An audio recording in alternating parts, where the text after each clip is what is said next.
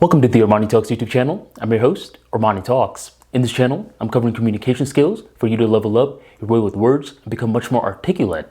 If this is your first time on the channel, welcome aboard. Every Mondays, Wednesdays, and Fridays, I'm dropping brand new videos on how to become a better communicator.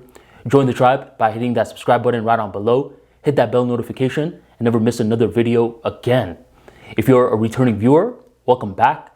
And allow us to enter the world of social skills today as I break down one of my most popular threads of all time that deals with manipulation signs. It doesn't matter if it's in your personal life or in your professional life. At one point or another, you're probably going to deal with someone who's trying to manipulate you. Now, first thing that we want to understand is that there's a difference between persuasion and manipulation. And it comes down to the intent. For persuasion, the other person is trying to get you to do something that will possibly benefit you in your life. And for manipulation, the person is trying to get you to do something that will possibly harm you in your life. That's the biggest difference. So it doesn't matter if it's in your personal or professional life. There's going to be different ways that people try to manipulate you. And what we got to understand is that not all manipulation is done in the same exact way. So in today's episode, we're going to be breaking down this following thread. And by the way, if you don't follow me on Twitter, you could find me on @ArmaniTalks. I'll link the thread in the description box and the pinned comment as well. This thread initially started off as a tweet. And the tweet went like, manipulation sign. If you're compromising too much, there's a chance that you're getting manipulated. Why are you the one that's always compromising? How come the other person always gets their way? Be more curious. If something seems off, stick up for yourself. And this tweet started to pop off. And once it did, I was like, I could create more traits that you could look out for. And that's what we're going to be breaking down. As I'm breaking down these traits, I'm going to every now and then give some anecdotes so these traits come to life and make you think, whoa, I didn't know I was being manipulated. Or whoa, I didn't know I was doing the manipulating. All right, let's get started off with the first one, which is guilt trip. The guilt trip is a form of manipulation where you made a mistake. The other person forgives you. But later on in the interaction, they're constantly bringing it up. Whenever something is going off, they'll bring up that fault of yours in the past. And this predominantly happens in relationships, but it's something that can also happen in your work, for example. Let's say you have a mean boss. Those traditional mean bosses that you see in sitcoms. The first time, they may forgive you for making a huge blunder. But let's say you're in the company for some time and you're asking for some sort of promotion or a bonus. They may bring up that blunder that they so quickly forgave you for later in the game to ensure that you don't get that promotion. This is a form of manipulation. Another one is the rationalizer. The rationalizer will do an error, but then they will intellectually break down why they did the error. Let me give you an example. Imagine someone rear ends you and you get out of the car, you're about to ask this person for their information, but that's when they're like, look, I know I rear ended you, but here's why. I'm having such and such bad day. And if you're someone that is compassionate, you won't sue me.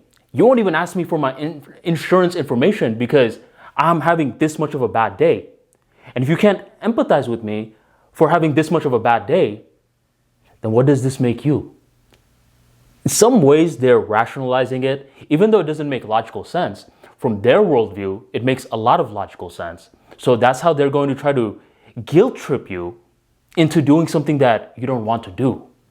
Okay, so this is the rationalizer. The third one is the seducer. This is the person that could bust out flirty or seductive moves in order to get you to do a certain act. And there's a funny story about this. So for the Armani Talks brand, I offer a consultation service and package for people that are trying to improve their public speaking skills, improve their writing skills, and such. I ended up getting this free consultation application from this one individual who's doing very well for himself. And he's at that stage where he has control over the company's checkbook. He's going to these different events, meeting a lot of different people. And he was like, with guys, he can speak well. He can speak in a powerful tone. But what happens is that since he's in such a high power, his rival competitors are sending attractive women into the same networking events as him, trying to manipulate money out of him and his checkbook. And he was wondering if I could help him with that. I was like, bro, I would love to, but unfortunately, I predominantly focus on communication skills for professional reasons, not seduction. But in his scenario, he was proving that people can use seduction in order to get you to do something that later on you're going to regret. And this is something that you got to look out for, especially as you're rising up in a field. The fourth one is the confused person. This is one of the hardest ones to spot because you never know about their intent. Is this person malicious or is this person just a dummy? You may not be able to know in the beginning stages, especially when you're meeting someone for the first time. Let's say someone was breaking into your car, but they looked like a person that wouldn't rob you. They're wearing a suit, they're looking posh, but somehow they have the technical knowledge to unlock your car, and they're in your car, and you're like, yo man, are you trying to steal my car? And they're like, oh no, I have the same exact car. And they're so good with their words that they're making you think that they're confused. This is one of those situations where you could be like, all right, man, I mean, I'm not a dummy. I could clearly tell that you were trying to break in my car. But in the real world, not all scenarios are that evident. A lot of the times, this person is going to do something wrong, and then they're going to be like, I didn't know any better. And this one is up to you. You got to use your judgment call to realize, what should I do? And unfortunate news is plenty of times you will be wrong. But through the process of being wrong is how judgment is built. The fifth one is the shame artist. This is also known as a virtue signaler. They'll see that you have a certain philosophy, certain principle, and then they're going to try to shoot it down. I had this one time, a couple of years back, where there was this girl that was talking all anti-capitalist stuff. She's like, oh, those capitalists, they're such bad people. This was a time when I was starting my businesses as well. So when she was talking like that, I didn't appreciate that. And she knew that I was the capitalist. That's why she was over here talking extra reckless.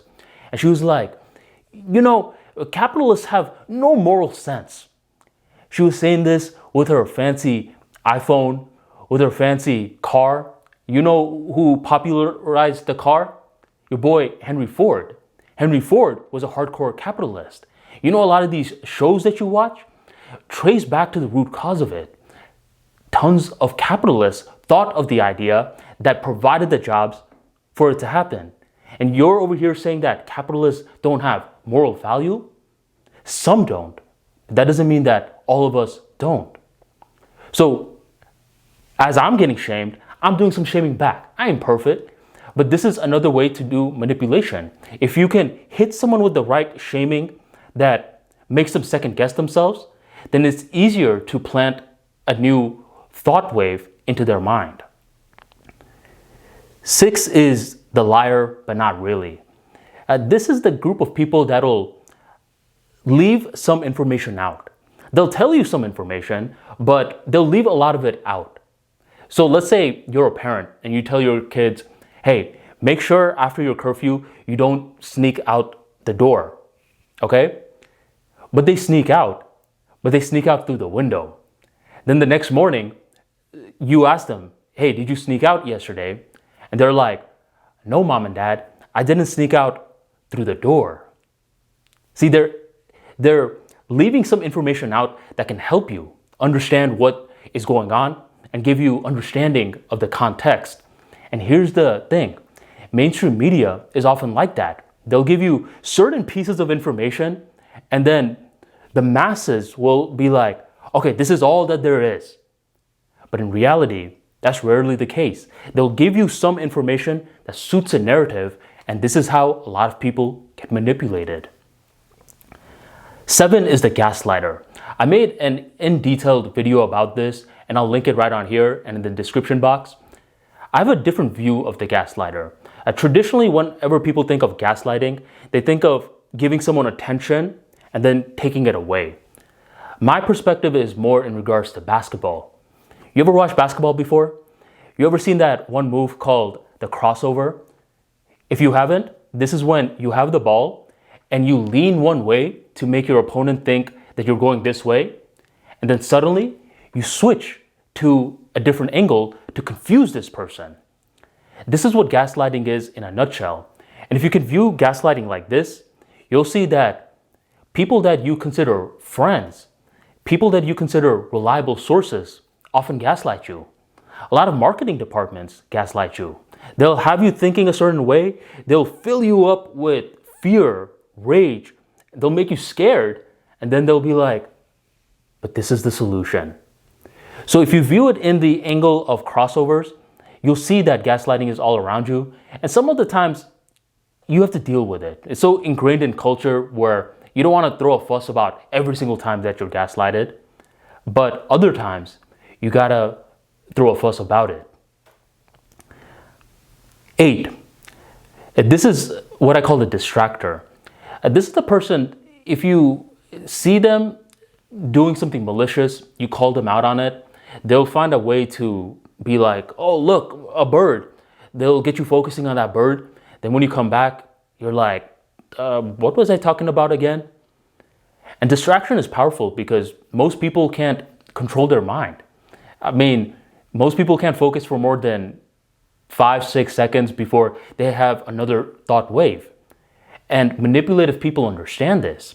They understand if they're getting confronted for poor behavior, that if they plant a different thought in the other person's mind, especially a thought filled with charge, then this other person is going to be focusing more on that versus the confrontation. So this is another manipulation tactic. 9. This is so innocent. You ever met that person that looks innocent? I mean, you look at this person and you're like, hey, this person won't do anyone any harm. Sweet face, tiny, looks gentle. They say stuff like, wherever I go, drama always follows me. I'm not a big fan of drama either. Then the question is, why is it consistently following you? Then you start to go deeper and deeper into it, and you start to see that they're often the root cause of the drama. And when you see a person like this, you want to beware. Because what happens a lot of the times with us is that when we see a lot of people ganging up on one person, we want to be the rare few that's like, oh, no, I'm with this person, and here's why. But if they're starting drama with all these other people, it's just a matter of time until they start drama with you. So just because they have a pretty sweet face doesn't mean that their intent is pure. And the final one is anger. When people get angry, it's easy to want to switch the topic. And some people, they understand this, where they'll get angry often at strategic times, which means that, normally when you're picturing an angry person, you probably think that they wake up frustrated, they brush their teeth frustrated, they watch TV frustrated. But that's not how it works. They have regular lives like most people, but they strategically bring out this anger in order to scare people and in order to manipulate. So this type of angry person is way different than a person with just simple temper tantrums who's normally angry. This manipulative person normally is calm, but suddenly can get angry strategically out of nowhere. So these are the 10 traits regarding manipulation that you want to look out for. It doesn't matter who you are. you're going to run into groups of people like this every now and then. Whether you're rising up in a field, whether you're going vertical or horizontal in a field, doesn't matter. You're going to run into these people, and how you react to them is going to depend upon the way that they're manipulating you. Okay? If you learned a thing or two from today's video and you want to learn more, be sure to follow me on Twitter. I know a lot of people discover me on YouTube for the first time. They don't even know I have a Twitter account. But on the Twitter account, I break down daily tweets on topics such as public speaking, social skills, dark psychology, and much more. Join and follow the Armani Talks Twitter page in the link in the description box right down below. Or if you have your phone on you, at Armani Talks. I'll see you there. Thank you very much for joining the Armani Talks YouTube channel, and I'll catch you next time.